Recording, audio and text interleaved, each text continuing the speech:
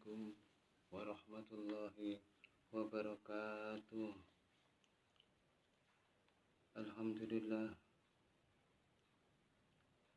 Alhamdulillah. La haula wa la quwata illa billah. Allahumma salli wa sallim wa barik ala sayyidina Muhammad bin Abdullah wa ala alihi wa ashabihi wa mawalah. Syukur alhamdulillah, pada saat ini kita sudah memasuki 10 hari yang terakhir dari bulan Ramadan. Kita berdoa mudah-mudahan apa yang kita lakukan selama bulan Ramadan, baik ibadah apapun, sholat, tilawah, qiraah, puasa dan lain-lainnya, mudah-mudahan diterima oleh Allah Subhanahu wa taala. Seperti yang telah dikatakan oleh para ulama kita, Ramadan awaluhu rahmatun wa ahsatuhu maghfiratun wa akhiruhu ngidkum minan niran. Bahwasanya Ramadan itu awalnya rahmah, kasih sayang Allah. Tengah-tengahnya Ramadan adalah maghfirah, dan wa akhiruhu ngidkum minan niran. Sedangkan 10 yang terakhir di bulan Ramadan itu adalah pembebasan diri dari api neraka. Alhamdulillah, kita sudah memasuki 10 hari yang terakhir di bulan Ramadan.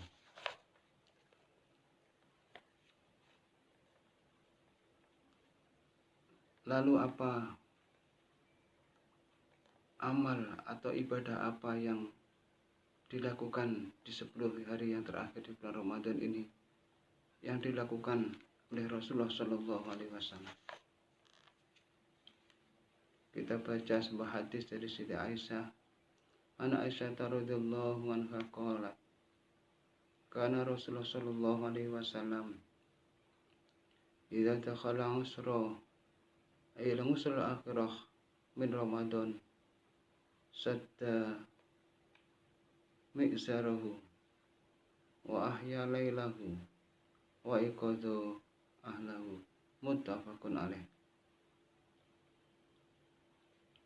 Anak Aisyah tasaken Siti Aisyah radhiyallahu anha qalat, ngendika Siti Aisyah, kana anu sapa Rasulullah sallallahu alaihi wasallam iku idza dakhala kalian mlebu sapa Kanjeng Nabi al-musra ing 10 ayil musra akhirah 10 dina kang akhir min Ramadan saking bulan Ramadan. Sadda mongko naleni sapa Kanjeng Nabi mi'zarahu ing nyampingi Kanjeng Nabi. Wa ahya lan ngurip-ngurip sapa Kanjeng Nabi lailahu ing wengine Kanjeng Nabi. Wa iqadha lan nangekake sapa Kanjeng Nabi ahlahu ing garwane Kanjeng Nabi. Muttafaqun alaih. Di sini dalam hadis ini menerangkan bahwasannya di 10 hari yang terakhir Rasulullah Shallallahu Alaihi Wasallam sangat bersungguh-sungguh dalam beribadah kepada Allah Subhanahu wa taala dibanding hari-hari yang lainnya, sehingga dikatakan sadda mi'zarahu, mengencangkan ikat pinggangnya. Itu isyarah bahwasanya sangat sungguh-sungguhnya Rasulullah Shallallahu Alaihi Wasallam dalam beribadah. Wa ahya lailahu, dan menghidupkan malam-malamnya, seakan-akan malam ini hanya untuk beribadah. Wa aiqadha ahlahu, dan membangunkan istri-istri beliau untuk diajak beribadah kepada Allah Subhanahu wa taala.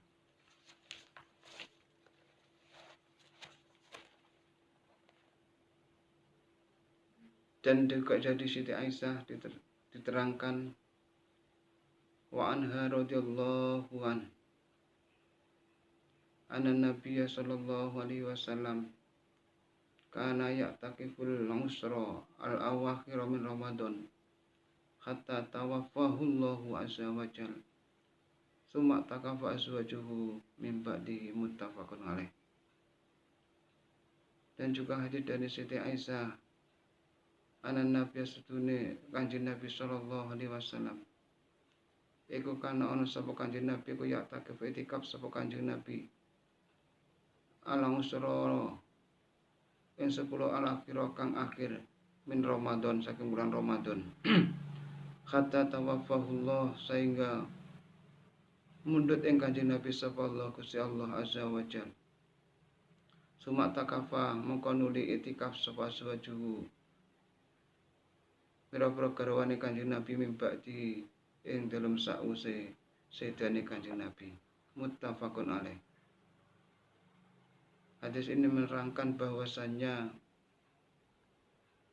di 10 hari yang terakhir di bulan Ramadan, Rasulullah sallallahu alaihi wasallam memperbanyak iktikaf di dalam masjid.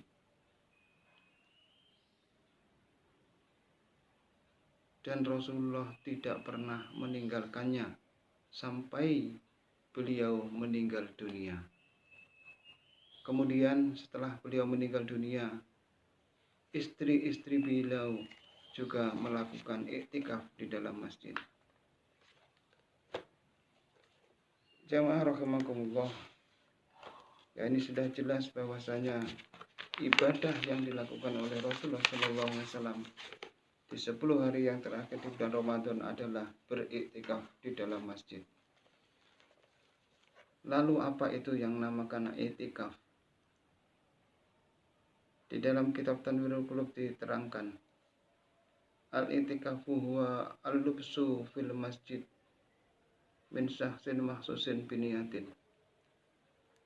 Iktikaf ialah berdiam diri di dalam masjid dari seseorang dengan disertai dengan niat, yakni seseorang masuk ke dalam masjid dengan niat iktikaf, nawaitul iktikafa lillahi ta'ala. Begitu masuk ke dalam masjid disertai dengan niat iktikaf. Kemudian sholat 2 rakaat tahiyatul masjid, dan kemudian dilanjutkan dengan ibadah-ibadah lainnya. Ataupun orang masuk ke dalam masjid, kemudian dia cukup berdiam diri di dalam masjid, itu pun juga termasuk iktikaf. Wa huwa sunnatun muakkadatun kulla waqtin. Sedangkan iktikaf itu hukumnya sunnah di setiap waktu, bukan hanya di bulan Ramadan saja. Qala sallallahu alaihi wasallam, man iktakafa fil masjidi wa qanaqatin fakaan nama tako nasamatan. Man utawi sapane wong iku itikaf sapa man fil masjid ing dalam masjid wa qanaqatin kelawan sak zamani ngepoh unta, fakaan nama tako mongko kaya-kaya merdekake sapa man nasamatan ing awa-awaan kawula. Maksudnya orang yang beriktikaf di dalam masjid, orang yang melakukan iktikaf di dalam masjid selama kira-kira zamannya orang memerah susu unta, itu pahalanya sama seperti memerdekakan hamba sahaya. Maksud dari hadis ini adalah melakukan iktikaf di dalam masjid wakonakoh, yakni tidak terlalu lama, mungkin 1 jam ataupun setengah jam. Lamanya memerah susu dari unta itu seberapa lama? Kira-kira 1 jam atau setengah jam saja. Maka pahalanya sangat besar, yaitu memerdekakan hamba sahaya.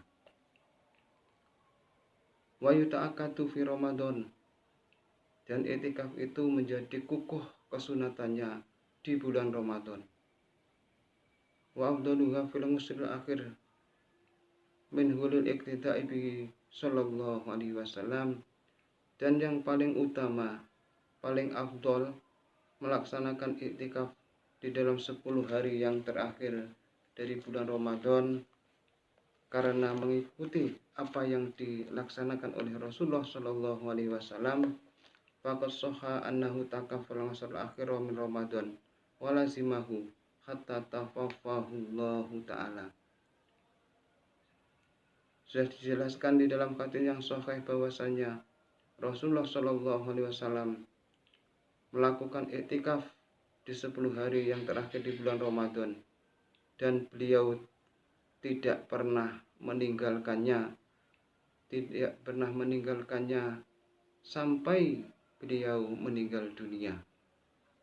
Di samping itu, wali tolabi tolab Lailatul Qadri allati hiya khairum min alfi syahrin fa innaha munhasaratun fi, dan juga untuk mencari siapa tahu mendapatkan Lailatul Qadar, yang mana Lailatul Qadar itu lebih baik daripada 1000 bulan, dan kebanyakannya terjadi di dalam 10 hari yang terakhir di bulan Ramadan.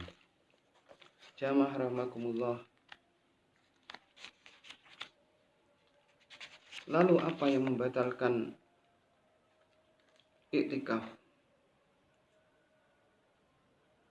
Di sini diterangkan wayang qati'u bil khuruji 'anil masjid bila uzrin. I'tikaf itu terputus, yakni terhenti, yakni i'tikafnya batal dengan sebab keluar dari masjid tanpa uzur. Tidak ada apa-apa, keluar dari masjid. Itu maka i'tikafnya terputus, yakni batal. Wabiridati, dan sebab murtad, wasakari, dan mabuk.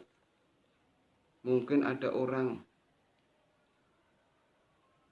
baru saja minum minuman keras, kemudian dia masuk dalam masjid. Karena orang yang minum minuman keras itu terbiasa ke masjid, dia masuk masjid niat i'tikaf. Kemudian di dalam masjid dia mabuk. Jadi minumnya di luar sebelum masuk masjid, mabuknya di dalam masjid. Maka kalaupun dia niat i'tikaf kok mabuk di dalam masjid, maka i'tikafnya batal. Wal jununi, dan gila, wal jimailan, sebab bersenggama, wa khurujil mani al muftiri lis-shaim, dan juga batal sebab keluarnya mani yang bisa membatalkan puasa. Wal haidi, dan sebab haid bagi perempuan, wan nifasi, dan sebab nifas. Jamaah rahimakumullah, itulah sekedar apa yang dapat kita jelaskan tentang ibadah di 10 hari yang terakhir di bulan Ramadan yang dilakukan oleh Rasulullah SAW, yaitu melaksanakan i'tikaf di dalam masjid. Mudah-mudahan ada manfaatnya. Wallahu a'lam bishawab. Wassalamualaikum warahmatullahi wabarakatuh.